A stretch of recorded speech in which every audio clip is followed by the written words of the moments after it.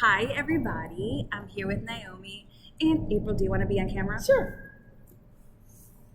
And April. And people on Zoom and people in the future who are going to be watching this. So, welcome.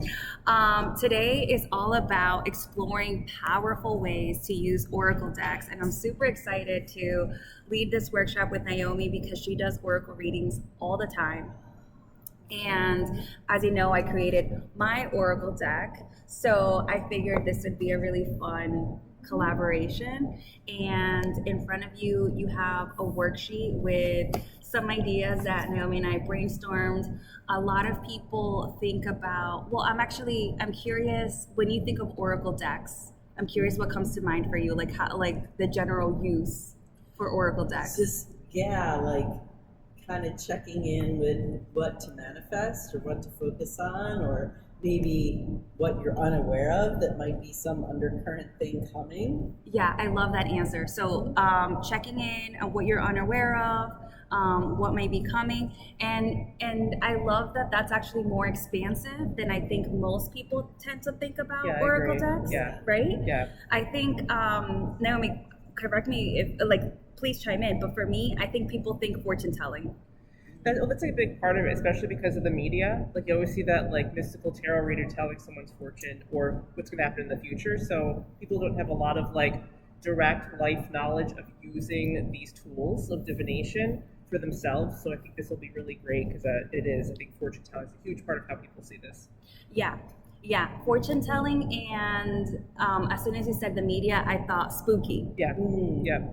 I can't tell you how many times I've been at an event, showcasing my Oracle deck, connecting with people. They're asking me questions. They're super excited. Oh, I wasn't paying attention to the Zoom. We have somebody, give me one second. And we were just talking about how most people see Oracle decks as fortune-telling tools that can sometimes be spooky or scary, or dare I say it, connected to the devil in some way.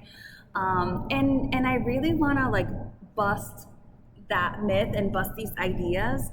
I think of an Oracle deck as just a beautiful, magical tool for you to connect with yourself, connect with the universe, get insight and guidance, like April was saying.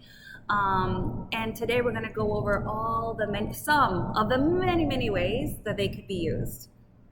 So, we can just kind of maybe take turns sharing or chime in. Absolutely. The first way that or in no particular order, number one, a daily pull, meaning every morning, if you're the kind of person who's into having morning routines and starting off your day very intentional, pulling a card is such a nice way to set the tone for the day.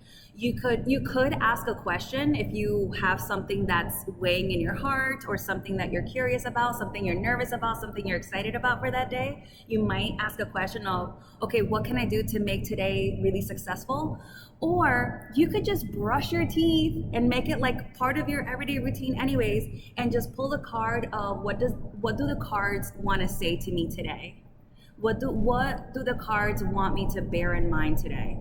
So even just working it into your daily routine, or right before bed, pulling a card and setting the intentions of having that inform your dreams this evening. And we know a lot of people that do a lot of dream work. So that's a fun way to, whether it's at night, during the day, whether it's at work, just as your daily routine.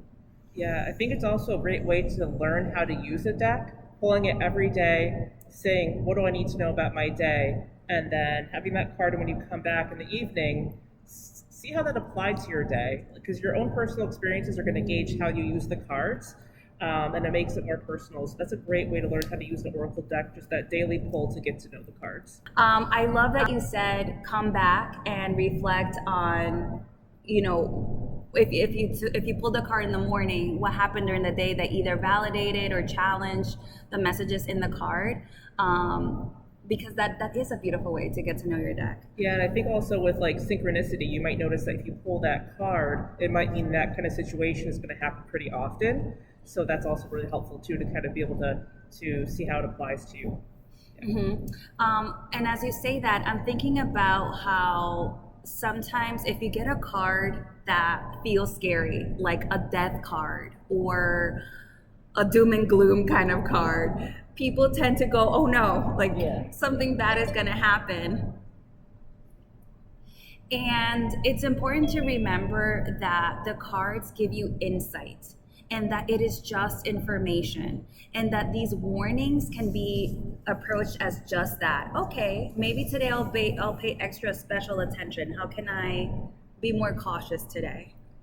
Yeah, and I think too, what's important to remember about like the scary cards, they are definitely insight, and a lot of the times it's about like with the Death card or the Tower that are in the traditional tarot decks. It's about having a new start. It's not the new start that you wanted, but a new start that's going to happen. So even though it might be seeing something that's going to be awful, it's usually a rebirth of some sort. And also the benefit of oracle decks are that when you do a poll for yourself, it shows like it. Well, actually, it has to do with the next one. Should I just go into that? Yeah. Okay. So the next one we're going to talk about is guidance into the future, insight into the past. So when you're doing a reading for yourself to say maybe like, okay, what can I expect is going to happen with my workplace environment in the next few weeks, right? So say you do a poll to see what happens in the future with that, and you get some pretty awful cards. And the purpose of this is not just to see what's going to happen in the future, but the reason why you're able to see this is because it's guidance on if you don't like that possible outcome, what can you do now to try to enhance yourself and the situation to have the best possible outcome? Because we can't control anything actually, but what can we do to prepare? Like, okay, that's going to be a hard experience. How can I empower myself? Now I'm prepared. So see it as a way too to help empower yourself and also give yourself the best chances, and to really have that insight, because this is not set in stone. We have a lot of free will and we can change things. So I think that's a great way to remember it too. April, it looks like your wheels are turning. Yeah, I mean, the thing that I like is just the mindfulness throughout the day. What the card is. It's like sometimes I pull the anger card. I'm like, I'm not angry. Okay, is this anger I felt or is this anger that's coming? And so it kind of puts you on guard. And the times that I've pulled that card, then something happened during the day. And it wasn't necessarily my anger. It might have been someone near you, but I'm like, oh, okay, there it is. Like it gives you this little foreshadowing, so you can take a pause when the thing comes up. Yeah. Right? And that's helpful for me. I love that. And I'll just repeat very quickly because the audio here is strange. April was just saying that whenever she pulls, that what she likes is the mindfulness. How pulling a card at the beginning of the day invites her to pause throughout the day and reflect on what was in that card, and how it can be surprising that something that came up you maybe didn't expect turned out to show up later, and now you're a little bit better prepared for it. Yeah, I do have to just tell one fun story. So my boyfriend has been cleaning out his parents' house, and you find all kinds of stuff, and a lot of it's junk. And one morning he pulled the abundance card, and I'm like, ooh, what are you going to find today? And he opened up a drawer and found $4,000. Stop it. In an envelope, in a package, in between a bunch of junk. That's fantastic. But he was like, he called me and was like, look what I got. I'm like, there's your abundance. And it was just so funny because we'd been pulling the card for a couple of weeks. And that was the first time we pulled that particular card, and like there it was. So we're kind of like, excellent. Oh, I love Yeah. that. But yeah, when you meet the cards with curiosity and open-mindedness instead of skepticism and hesitation, it's amazing what you can make available to you by just being open to receiving. Yeah. Incredible. Okay, so another way that you can use oracle decks or tarot decks, which I really, really love, is to meditate with the cards and step into the cards. So you might pick a card and like really soak in. Here, I'll just like hand you a couple of cards here. You might look at a card and really take in the details of that card. Where is the scenery or the landscape? Who's in the card? What's going on? What are the colors? If you had to guess the temperature or the smell or the vibes or the energy of that card, what would that look like? And so you can take the card, observe it, get as many details as you can from it, and then with a little bit of music or maybe just in silence, meditate and see yourself in that space. Like try your best to like picture yourself in that space and see what other details you find that maybe you didn't see in the card. And then can you strike up a conversation with the being that was on your card? Can you ask them questions and open yourself up to receiving? Yeah, I mean, I feel like imagine how powerful that is when you pull that card in the future and you're like, I was in that card. I know what it feels like. I know what my gut says. Like, I can talk to the beings in the card. Like, that's just a wonderful way to really. Naomi, why don't you talk about this one, connecting with your higher self? Sure. One thing that I'd like to talk about when it comes to divination in general, oracle decks, is that basically, if we think about it, we use divination in order to connect with an energy that's outside of ourselves, right? Usually in spirit.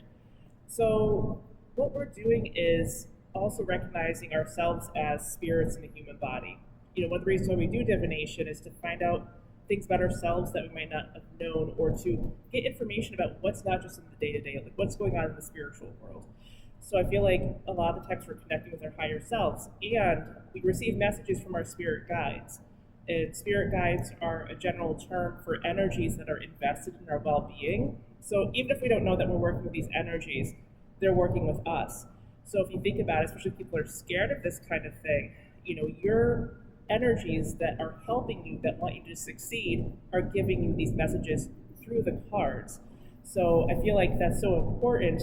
And whether you realize it or not, doing this kind of thing, you are trying to connect with your higher self. And higher self being like the spirit part of you that exists with the universe, right?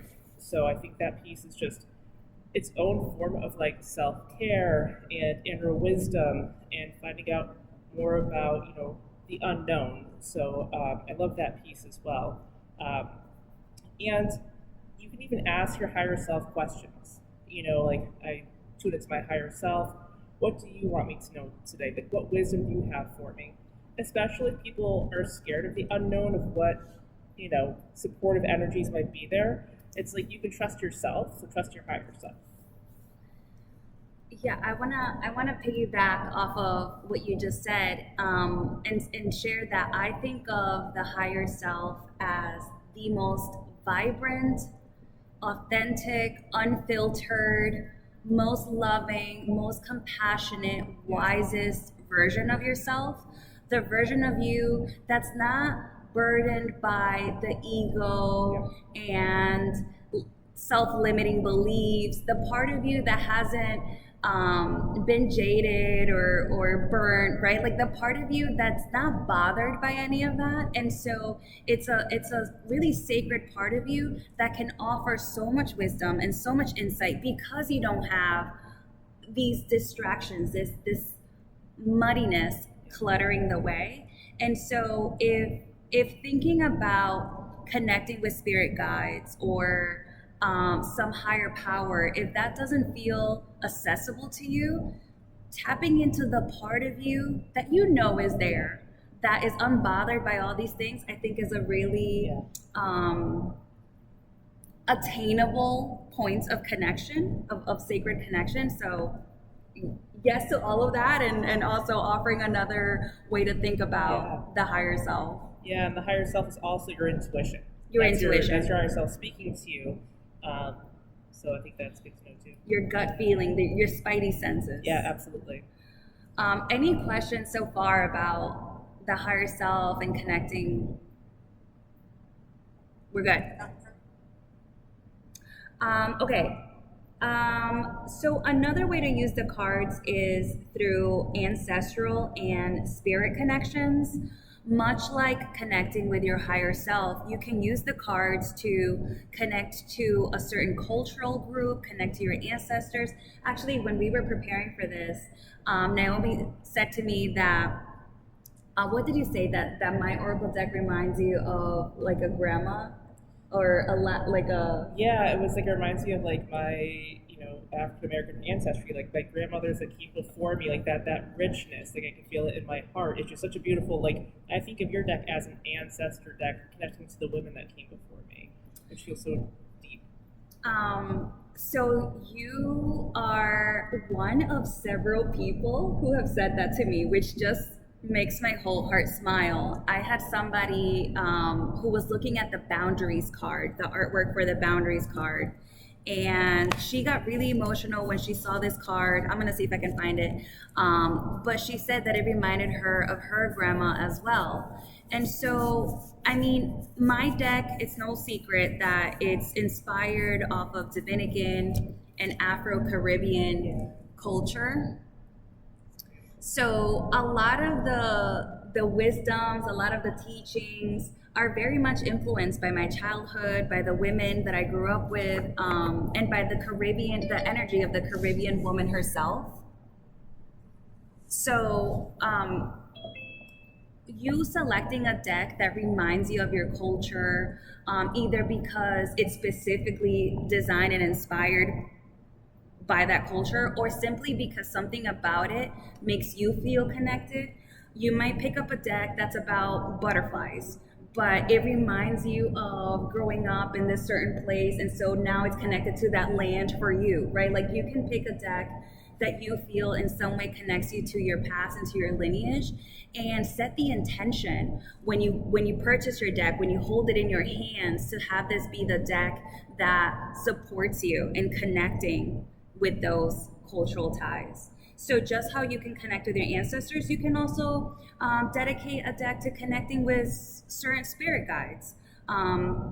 If there's a goddess that you are really fascinated by or interested in, maybe you purchase a deck that is themed or connected in some way to that goddess, and that's a deck that you use when you do work with that entity. So Yeah. so many ways, so many possibilities of what you can dedicate your practice, your relationship, your connection with your oracle deck to.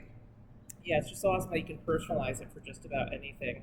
But yeah, I love that. The sacred grandmothers is what it feels like. I have one as well. It's the Viking Oracle deck, which is I have some Scandinavian roots, and I love Norse mythology, and I love the runes. And so this one's kind of different, and I use that to connect to that lineage. So we have this really beautiful artistry. It has the name of the rune and an image on it, and they're just so gorgeous. And I use these to connect to the runes and the energies of the Norse mythology, and these are really special to me. Where did you get that deck? Actually, it was gifted to me, but you can find it online if you put in a search of a Viking Oracle deck. There are a lot of different places that have it. So yeah. Yep. Awesome. Thank you. You're welcome. And you can probably do a search for any Yeah. idea of what you would like to see in an oracle deck. You can search for it and probably find it. Yeah. And if you don't find it, that might be an invitation for you to create one yourself. So Yeah, and it's so cool because the beauty of an oracle deck is that the person that created it, they make the rules, they imbue themselves in it. It's like there's just so many different types of oracle decks, and tarot's a bit different. It's a very structured system, which each card has, the same meaning. But for oracle decks, there's just such the artistic creativity, the artistic freedom. So you could definitely find something that suits you. You just do a random search, and you could probably find it. And that feels like a perfect time to very quickly explain the difference between tarot decks and oracle decks, because that question does come up a lot. They're both sets of cards, and they're both used for all of these beautiful, incredible insights. However, oracle decks have no rules. The person who created the deck gets to decide how many cards there are, what is the theme of it, will it have a guidebook or not. Like there's no rules. It's whatever the creator of that deck decided to put together, which is what Naomi was saying, that there's so much variety and so much of the creator's heart in each deck. Whereas tarot decks, also a very creative process, but there's a system. There's exactly 78 cards, and they're broken up in certain ways. There's rules, and there's quite a bit of a learning curve in using a tarot deck. So for anybody who might have been wondering, Yeah. We actually, I think, do we love tarot more than oracle? You Is know, that fair to say? I don't know. Like, it depends on what I'm using them for. Yeah. Like, the Oracle decks are great for, like, using for different purposes. Like we said, like stepping to the card, using it for ancestral connections. So it can really make a tarot reading very rich. So I don't know. I'm kind of like, I wouldn't say like one more thing than the other. I use tarot more, and then the Oracle decks as a backup. But I have some Oracle decks that are just for me. So it just depends. It depends on the preference. So tarot decks were my first love, but now that I've created this oracle deck, I'm biased. Yeah. I'm like all about La Caribeña over here. Yeah. Okay, so the next suggestion we have for you of how you can use oracle decks is an embodiment practice. So how can you infuse or embody that energy of that specific card? For example, actually, I'm going to borrow this card. This is the confidence card of my oracle deck, and it features a sweet little girl with high heels and all the fancy. I think of like Fancy Nancy, that card, book series. Yeah. So, when I was little, I used to love drawing and painting. I guess you can probably guess that. And after every single drawing that I would do, I would step back, look at my artwork, and I would put an A+ in the upper right-hand corner. Like, I would grade each and every single one of my artistic creations, and let me just say, I always got an A+. I love that. I always got an A. I always crushed it. And really, that just comes from a place of utter confidence as a child, and I think hopefully most children feel this way. We're not bothered by what are people gonna think, and is it good enough, and all the noise. So I chose this illustration for the confidence card because this little girl she does not care what other people think. She's in her own world, and she is fabulous, and she is crushing it. So when thinking about embodying the energy of a card, if I am about to do a presentation, or I have an audition, or I don't know, I'm going out on a first date, I might look for the confidence card and like put it in my mirror while I'm getting ready, or I might put it under my pillow at night before I go to bed so that it informs my dreams. I might put it in the book that I'm reading right now as a bookmark because I'm working with the energy of confidence and wanting to embody more of that myself.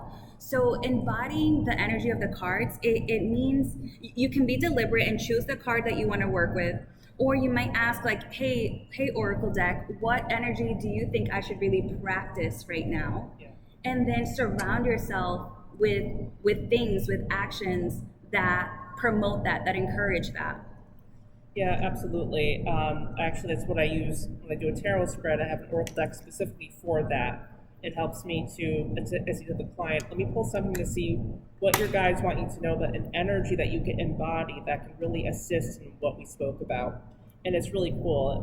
It really just kind of gives them a snapshot or an idea of what they need to not just embody, but to be in order to have that vibration be the most successful. So it really is a cool way to connect, but also, like you said, for inspiration. If you need more courage or confidence, it's like, it's just such a beautiful way to do so, and has that imagery that you can step into as well. And you can embody things that maybe are not as expected, like anger. Like, what if you need to find your anger? What if you need to get mad and establish boundaries and stick up for yourself and tell somebody to kick rocks, but you don't know quite how to do that? Like, maybe you pull the anger card. So even the not as nice cards can be really powerful in inspiring and encouraging us to do the things that we know in our hearts we need to do. And something that I love when I'm working with a client and we discern what energy they're stepping into is giving them the homework, or as I like to say, the soul work of taking action within 24 hours. Like, what one thing could you do within 24 hours that's letting your nervous system know, that's letting your body know, that's letting the universe know that you mean it and that you're doing this. So that's a little nugget for you to consider. I love the way that you put that, like not just your energy, but your body, your mind, your spirit, your nervous system to really, infuse that within yourself in a lot of different ways. It's so cool. Embodiment is, I'm not going to say tricky, but sometimes your mind is thinking something, but your body didn't get the memo, or vice versa. Yeah. And so being intentional about letting all your parts know that this is what we're doing. I like writing it. I like writing a letter to the universe, to my higher self, to my future clients, to my future projects. I like writing. Writing is a good way for me to, communicate that. I like saying it out loud and having the sound like be a vibration that's in my space. I like holding the card and like having the tactile sensation of it. So whatever many ways you can incorporate that embodiment, please do. Yeah, absolutely. Is everybody, I guess I'm curious if there's any takeaways or anything that anybody wants to share. I have a question. Yeah. How do you know what card to choose and when? How do you know what card to choose and when? Do you want to? So it really depends on the situation. Like, if you do the general, you want to know what your guides think you should imbue or embody. You ask the question, you pull the card. But if you're wondering for yourself, like, what do I need right now? Let me look through the cards. You use your gut, your intuition. It's kind of trusting that higher self to guide you, because we overthink everything. We're so cerebral. So to give yourself a chance to kind of step back and be like, let me see what my higher self says. What does my gut say? And that gut is that feeling we get, a knowing. So it doesn't have to make sense. It just is. So if you go through and you're like, I don't know what to pick, and you see the wise decisions card in Jasleni's deck, you'd be like, oh, you know what? That's sticking out to me. That pops out at me. Let me get to know this energy. So use your gut, I think, is the best way to go, because then also you're connecting to your higher self and your spirit. And I want to add to that, I would eliminate the word should, right? Like, no, yeah. We don't need to necessarily do this or necessarily do that. The Oracle deck is here to support you, for you to play with, for you to have fun with, for you to gain insight. So there isn't a right time of when, like Naomi was saying. If at any point, anywhere you are, you want to connect with the cards in a very sacred, serious way, great, or in a very goofy, playful way, great. And so all the shoulds kind of fade, and it just becomes about you receiving in that moment. Yeah. I love that, because it's more about not the should, like it's not about right or wrong. You're right, I love that. It's about the empowerment and what we need at the time for ourselves. Yeah. At the same time, if you are doing this professionally, like you're doing oracle readings for other people, then maybe you, for practice and for your own personal development, maybe you challenge yourself to play with your cards once a day. Maybe that's a should moment where you're like, okay, I said I was going to practice and familiarize myself with my deck. So you might give yourself homework. But other than that setting, I can't think of. Did you have a specific situation in mind? Not necessarily. I just would like to really learn how to use it and use it with thought and intent behind it. Yeah. So I've never used one before, but over the past year, I've done a lot of self-exploration, and I think that this is a good way of opening me up further to that, or taking it to the next step kind of thing. Yeah. I think too, one of the best ways, well, I shouldn't say best, there isn't a right or wrong way, but one way to also do that is to get to know the cards by, I'm not sure when you guys came in, but the daily pull. Like pulling a card and asking, how does this apply to my day? What do I need to know? Coming back to it in the evening to see how that a card applied to your day, to get to know the deck. Because if you're looking to get to know an oracle deck, and it's your first time getting to learn the cards, pull one a day. This really, there's just feels like so much of a pressure to know it all, right? I have to know all the things, I have to know all the cards. No. It's about using the cards that are in a way that are, like Jasleni said, supportive to you. So pull one card a day asking, well, what should I know about today? I think it's a great way to start. I love that you said that there's so much pressure about learning every single card, especially if you're somebody who's doing readings for other people. You don't want to get it wrong, and you want to make sure it's really insightful, and you want to be super psychic and tell them their whole everything and make them feel very wowed, right?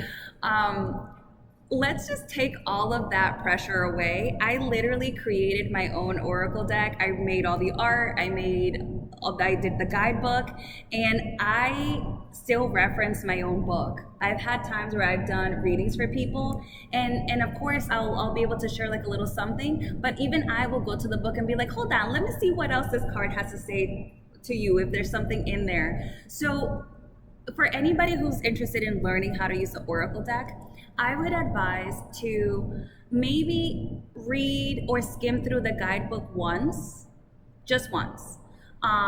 Especially like if you're interested in learning about the creator's journey and what inspired the deck, that might be fun for you to know. So I would go through it once, and then this is all, like Naomi was saying, this is all about using your intuition. So when you get a card, before you run to the guidebook, sit with the art. Sit with it, take it in. How does it make you feel? Does it remind you of something? Are you getting a physical sensation in your body? Does it make you feel uncomfortable? Like tune into your body, because we all have different ways of receiving information. For me, I'm definitely a seer. Like I will see little flashes, little movie clips, little bits of information in very visual form. I'm not somebody who like gets a lot of feelings in my body. For me, it's like all visual. I get mostly feelings in my body. You get mostly feelings in your body. Chills. I get different like touches. I get like emotions. So that speaks to me pretty loudly. So everybody's just so different, because this practice helps you awake your psychic senses. It really does. Yeah. And as you said that, I got chills, which kind of contradicts what I just said, right? April, do you have a way that I'm visual. You're visual, Very okay. visual. But I take the deck and I spread it out with all the pictures face down, and I just kind of hover and just like guide me to see and get what I need, and then I just pull one, and then we read the guidebook. My boyfriend and I read the guidebook, and it's like what messages I need to hear will stay with me. Right? Yeah. Because there's a lot of different sections to read, and so.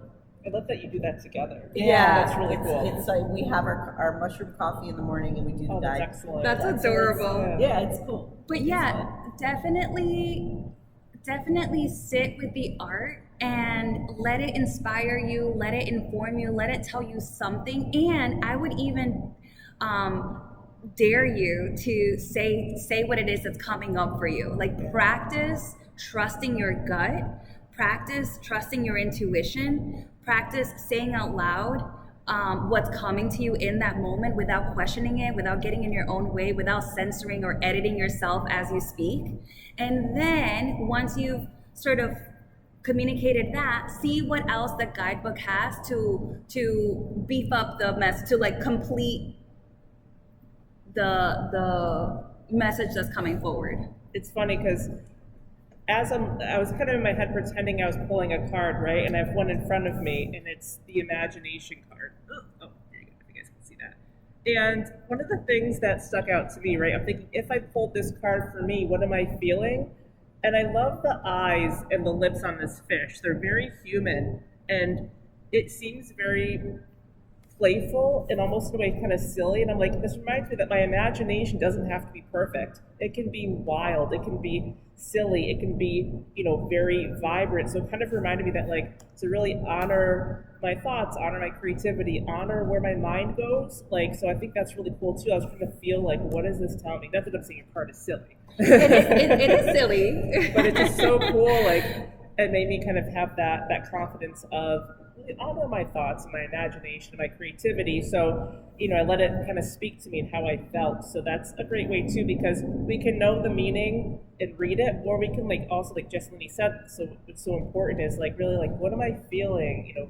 what is the sensation? So this is an example. And please make space for all the feelings. Yeah. If they're uncomfortable feelings, if they're nervous feelings, if they're goofy, silly feelings, make space for it all, because all of that is just information.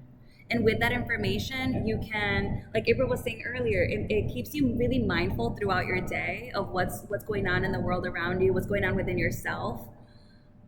And that information can be so useful. There are times where I know I'm in a mood, like in a don't talk to me mood. And sometimes I'll even say, like, I have no interest in getting out of this mood. This is the mood that I'm in, and it's not going anywhere. And so I've committed to this mood. I've committed. Let's get comfy because I'm in a mood. Thank you very much. Right? So making space for it all, I think, is another important part of learning how to use your decks. Yeah, I think honoring your emotions, no matter what they are, is so important. Like Jasleni said, someone might need to find their fire and their anger, right? It's like, if a card makes me uncomfortable and I'm feeling like, say if I'm feeling like jealous, and I'm like, why am I feeling jealous? Oh, I'm feeling less than, I'm not feeling confident today, right? Our emotions, every single one, even with like anger, I'm like, why am I so mad? Oh, maybe I'm afraid. It's a red flag saying, hey, here's where you're at, here's where the guidance is. It's like our emotions are tools to really know where we're at. So remember that too. There are no bad emotions that come up with this. Just kind of allow yourself to be. Okay, so this next way, number 7, right, of how to use Oracle decks might feel a little advanced for some, but it's incorporating it into spell work, into rituals. Actually, this was your idea, Naomi, so do you want to share more about this one? Sure. So I do daily rituals to start my day with some candle magic. And what I'll do is I'll use a card from an oracle deck like Jasleni's to empower my candle magic. So if I'm using it because I want to manifest or have more abundance, I'll get that card from Jasleni's deck and put it with the candle that I'm burning, and kind of allowing myself to meditate with it. So it really is great for enhancing spell work or anything that that you want to bring out about in yourself, or if you want abundance in your life in general, to really kind of imbue yourself in that card. Feel it in your hands. Imagine what you want to manifest, and that card is its own pure energy, right? So it can really help you with that piece as well. So to infuse it in what you want and what you need. And also it gives you, which Jasleni put here, a focal point, which I love that too. Like it gives you a focus, like, okay, I want abundance, here's the card, here's the artwork, I'm gonna connect. So I think that's great too. Yeah, and spell work, sometimes that can feel a little intimidating, but it could be very simple. It could be the act of making yourself a cup of tea, that you've decided these herbs are gonna be what are gonna calm you the F down in this moment, right? It could be one of those kind of cup of teas. I had one of those this morning. And so even just stirring the herbs or holding the mug in your hand and saying out loud, with this tea, with these herbs, I drink the Zen, I bring the peace into my day, I bring it into my body, that's a spell. Like that could be a spell, a whole spell all in itself. And so doing that plus having a card in your hand and infusing it with that energy just by holding it, just by speaking it out loud, you don't have to have a whole hocus pocus, beautiful cauldron with all the flowers and the smoke. I'm thinking of all the movies ever. Right. You don't have to have that in order to use it in this magical way. Another example is this past full moon. I'm like so tempted to go grab a candle. Can you grab one? Thank you so much. This past full moon, I made these candles. And before getting started, I went to my oracle deck and I pulled a card and I asked the question of what energy should I embody in this moment? Oh, you got them, like, oh, thank you so much. I'll just hold on to these two. I made these candles and I added herbs and crystals.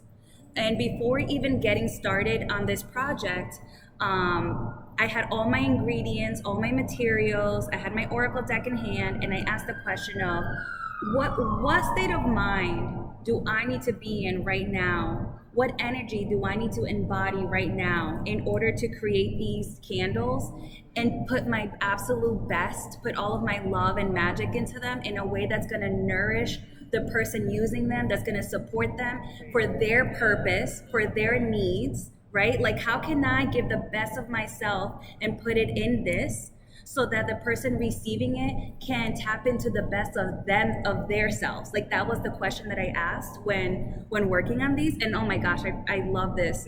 And the card that came up was the transformation card.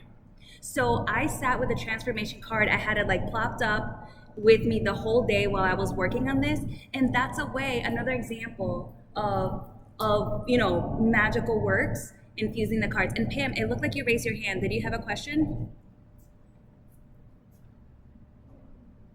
Yes, or I had a comment. Yeah. You were asking the question of what place should you be in, what energy should you pull in to make your candles? Yes. As I'm concerned, the energy that you pulled in for your oracle deck is what you should have been using.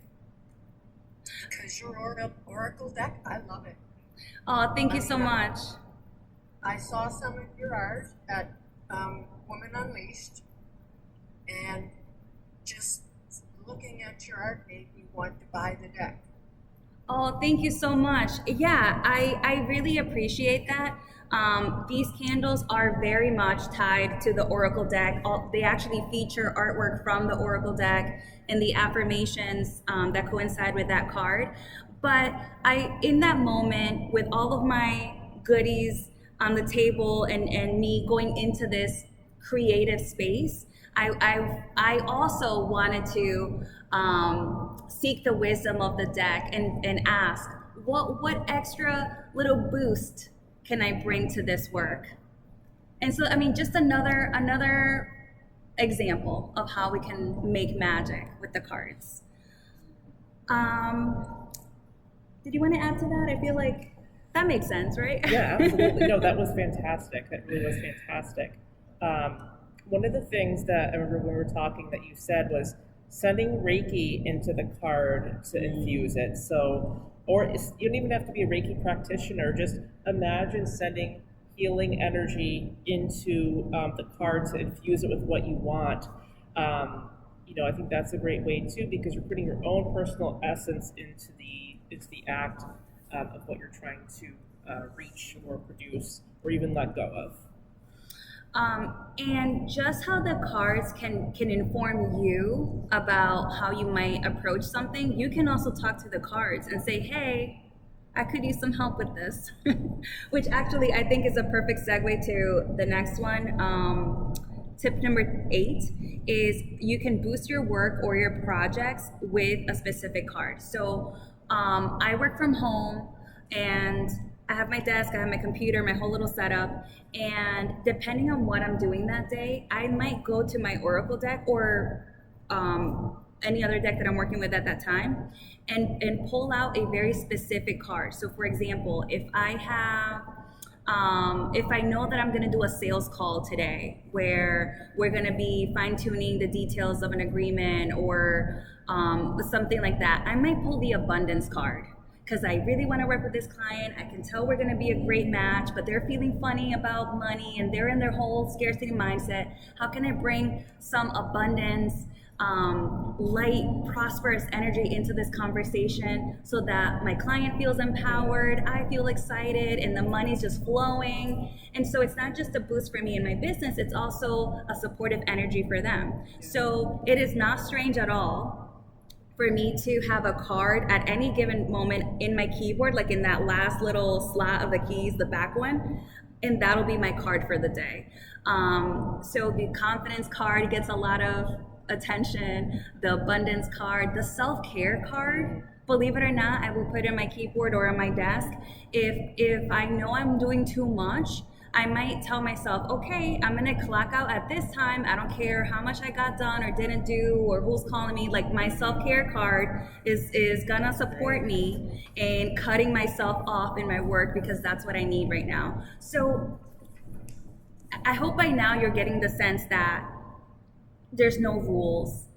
It's so expansive. You can really use these cards in so many beautiful, nourishing ways. I'll keep saying that over and over again. This is meant to inspire your creativity, inspire connection, inspire joy and play, and that might sometimes look very, very serious. Like when I was working on my candles, I had my whole super witchy vibes, very serious. But sometimes it's very goofy and playful, right? And I'm being a little bit redundant because I wanna repeat over and over again that you can make this practice whatever you want it to be. And I encourage that. Yeah, and I think we kind of said this before. Don't worry about, am I doing this right? It's more about just be. It's like just be with the card, just be where you are at that time. There's no certain way that you have to present yourself because we just have so many hats we have to wear in this world, and we can't always be, where we are on the inside, on the outside. So just be with the cards. Don't even ask yourself, is this the right way? Just do what feels natural for you and what feels good. Yeah. April, I see you like scribbling away. Do you have any takeaways that you want to share? Well, when you talked about that relating to work, it was like a aha for me because I work with students who are preparing to go launch into the world. And so I was like, oh, this would be a cool thing. My students often are going out into the world to college. How cool would it be to create a deck for them to use when they go? And then at the same time, I was like, and their parents need their own deck because they're working on very different things when their kids leave and launch. So I started kind of jotting down some of the ideas what the cards would be like. For the parents deck, the first one I put down was Let It Go. I love that. I love that creativity is already flowing. I love that ideas for new decks are already popping up. As somebody who is, I won't necessarily call you out, but there's somebody here in the Zoom, I won't say who purchased my deck and then went on a first date and then brought the deck with her on the first date, and they like pulled a card, and that was a really cute date moment. So even something like that, getting to know the people you're spending time with by seeing what comes up for them and how they respond to it and what conversations that facilitates, like think about that. Think about calling your girlfriends over and maybe you have a glass of wine or lemonade or whatever, and you're just pulling cards and chit-chatting and seeing what comes up. What a fun evening. Yeah, absolutely. In my book. Yeah. I'm getting a lot of yeses. I'm going to interject because it was me. I'm admitting it. It was a great first date. You don't have to hide it. But the reality of it is it did help bring about communication, and it necessarily isn't about just being on a first date. It was about sharing. Yeah. And how did he perceive like doing this is a little different. How did he perceive that? Because sometimes it just lets you know. I don't know. There's so much that you can get out of every opportunity, and just talking with your girlfriends and saying, "Hey, I'm going to be pulling this out of the card." And I did light my candle that night of the full moon, and I love my candle. It was a little hard because a lot of the herbs burned as I was lighting it, so I had to like squish some stuff to get the candle to stay lit. But it was just a lot of positive energy, and I think that I'm going to continue to use the oracle just even on we're going to have another date night soon, and we're going to bring the cards, and we're just going to let's talk about something that came up, and then that gives us an open airway to communicate. So thank you for sharing with us. That was not on our list, but it absolutely will be now. Use your oracle decks for love advice, dating, having fun on dates, getting insight, love. Conversation starter, definitely. Yeah. Conversation starter, yeah. Okay, number 9. We're nearing the end. connect with an archetype or a specific energy. So there's so many different decks out there. Mine is all about the energy of the Caribbean woman and her wisdom, but there's decks out there that are about angels, animals.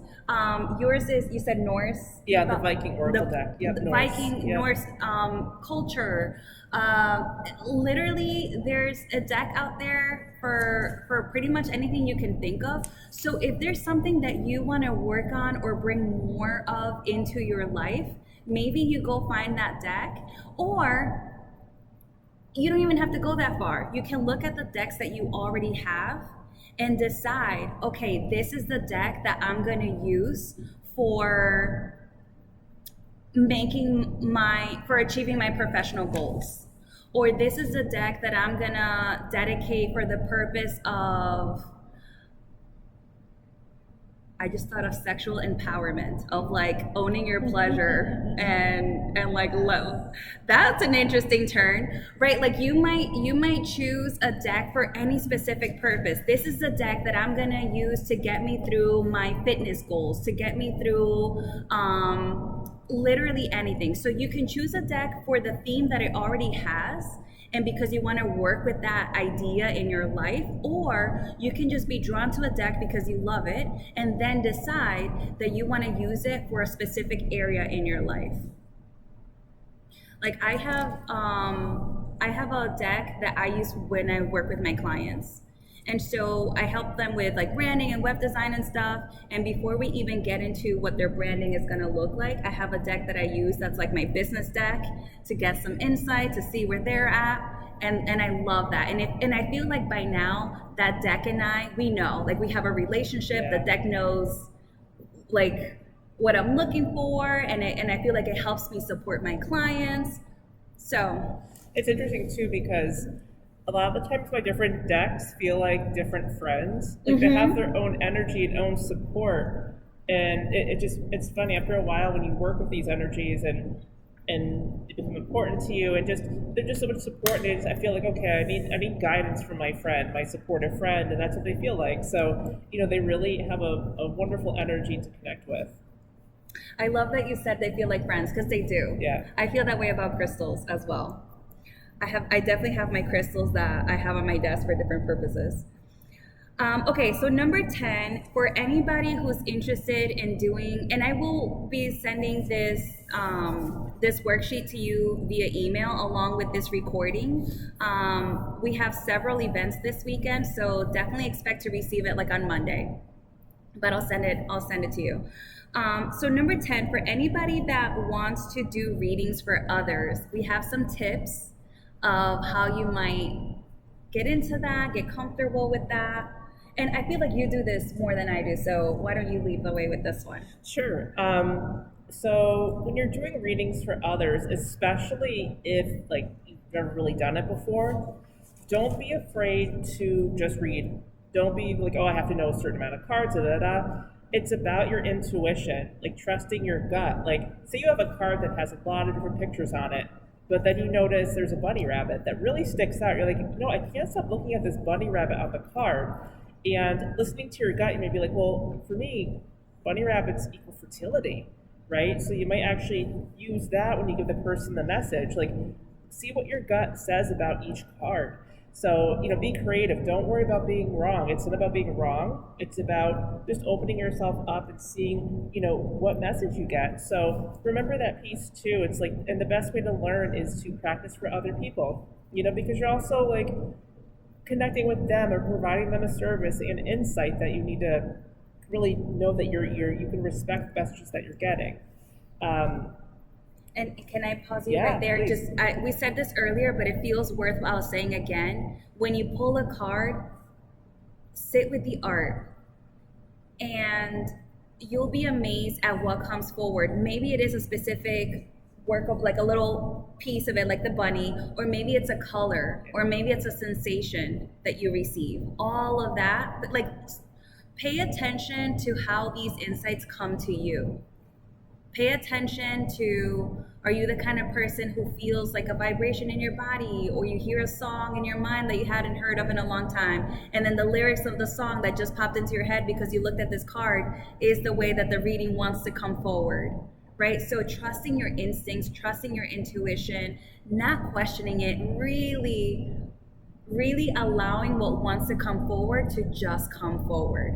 Yeah, I think that word allow is just so important because we have expectations. We go, I need to see something in my mind's eye. I need to hear something. No, you might be like, pick up a card, be like, I really feel touched. I don't know why, but I feel this emotion. And tell the person that, like, I'm feeling a lot of love with this card.